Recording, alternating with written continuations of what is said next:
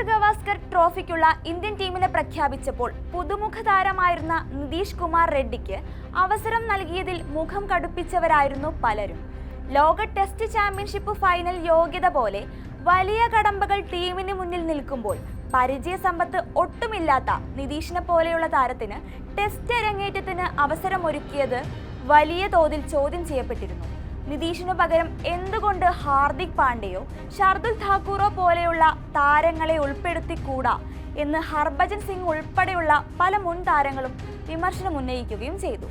സമാന വിമർശനം സുനിൽ ഗവാസ്കറും നടത്തിയിരുന്നെങ്കിലും പെർത്ത് ടെസ്റ്റിന് മുന്നേ യു-ടേൺ എടുത്തു. അന്താരാഷ്ട്ര ക്രിക്കറ്റിൽ ഇതുവരെ വലിയ അനുഭവങ്ങളില്ലാത്തതായിരുന്നു പലരും നിതീഷിന്റെ വീക്ക് പോയിന്റായി ചൂണ്ടിക്കാണിച്ചിരുന്നത്. ഇതുവരെ ഇന്ത്യക്ക് വേണ്ടി ഏകദിന മത്സരങ്ങൾ കളിച്ചിട്ടില്ലെങ്കിലും കളിച്ച 3 T20 മത്സരങ്ങളിലും മികച്ച പ്രകടനം കാഴ്ചവെച്ചിട്ടുണ്ട് നിതീഷ്. 3 T20 മത്സരങ്ങളിൽ നിന്ന് 90 റൺസും 3 വിക്കറ്റും. 6-മനായോ 5-മനായോ ഇറങ്ങുന്ന താരത്തെ സംബന്ധിച്ചിടത്തോളം പരിമിത ഓവറിൽ ഇത് മികച്ച ട്രാക്ക് ഹിസ്റ്ററി തന്നെയാണ്. ടീമിൽ നിന്ന് ലഭിക്കുന്ന അർദ്ധാവസരങ്ങൾ പോലും നന്നായി മുതലാക്കിയാണ് നിതീഷ് ഈ മത്സരങ്ങളിലെല്ലാം മികച്ച പ്രകടനവുമായി തിളങ്ങിയത്. ഇതുപോലെ അവസരത്തിനൊത്തുയർന്നാണ് പെർത്തിലും അഡലെയ്ഡിലും നിതീഷ് താരമായതും എല്ലാ സംശയങ്ങൾക്കുമുള്ള മറുപടി നൽകിയതും. മൊത്തം ഇന്നിംഗ്സുകളിലെ സ്കോർ ടോട്ടൽ എടുക്കുമ്പോഴും ഒരുപക്ഷെ മറ്റിന്ത്യൻ ബാറ്റർമാരെക്കാൾ പിറകിലാണെങ്കിൽ പോലും 4 ഇന്നിംഗ്സുകളിലുമായി ഏറ്റവും സ്ഥിരതയോടെ ബാറ്റ് വീശിയത് നിതീഷാണ്. ഇന്ത്യയുടെ പേരുകേട്ട ടോപ്പ് ഓർഡർ ബാറ്റർമാരെല്ലാം നിലം പൊത്തിയ പെർത്തിലെ ആദ്യ ഇന്നിംഗ്സിൽ ടീമിന്റെ ടോപ്പ് സ്കോറർ നിതീഷ് കുമാർ റെഡ്ഡിയായിരുന്നു. അന്ന് 59 പന്തിൽ 1 സിക്സറും 6 ബൗണ്ടറികളും അടക്കം 41 റൺസാണ് താരം നേടിയത്. 7-മനായി ഇറങ്ങിയ താരം വാലറ്റത്തെ സ്റ്റാർക്കിനും ഹേസൽവുഡിനും ഒന്നും വിട്ടുകൊടുക്കാതെ നടത്തിയ പ്രകടനം ഏറെ നിർണായകമായി. ഇന്ത്യൻ ബാറ്റർമാർ തിളങ്ങിയ 2-ാം ഇന്നിംഗ്സിൽ വിരാട് കോഹ്ലിക്ക് സെഞ്ചുറി നേടാനുള്ള പിന്തുണ നൽകിയത് നിതീഷായിരുന്നു. ഇത്തവണ 8-മനായി വാഷിംഗ്ടൺ സുന്ദറിനും ശേഷം ഇറങ്ങിയ താരം T20 സ്റ്റൈലിൽ കളിച്ചാണ് 38 റൺസ് അടിച്ചത്. 27 പന്തുകൾ നേരിട്ട് ഔട്ടാകാതെ നിന്ന താരം 2 സിക്സറുകളും 3 ബൗണ്ടറികളും നേടി. മറുപടി ബാറ്റിംഗിൽ സാക്ഷാൽ മിച്ചൽ മാർഷിന്റെ വിക്കറ്റ് എടുത്ത് തന്റെ കന്നി ടെസ്റ്റ് സെഞ്ചുറി നേട്ടം ആസ്വദിക്കുകയും ചെയ്തു. കഴിഞ്ഞ മത്സരത്തിൽ തന്നെ സ്ലെഡ്ജ് ചെയ്ത യശസ്വി ജയ്സ്വാളിനെ ഡക്കിനെ വീഴ്ത്തി മറുപടി പറഞ്ഞ മിച്ചൽ സ്റ്റാർക്ക് നിതീഷിന്റെ ഒറ്റയാൾ പോരാട്ടത്തിന് മുന്നിൽ ഇന്നിംഗ്സിന്റെ അവസാനം ആദരവ് പ്രകടിപ്പിച്ചത് ഗ്രൗണ്ടിലെ ശ്രദ്ധേയമായ കാഴ്ചയായിരുന്നു.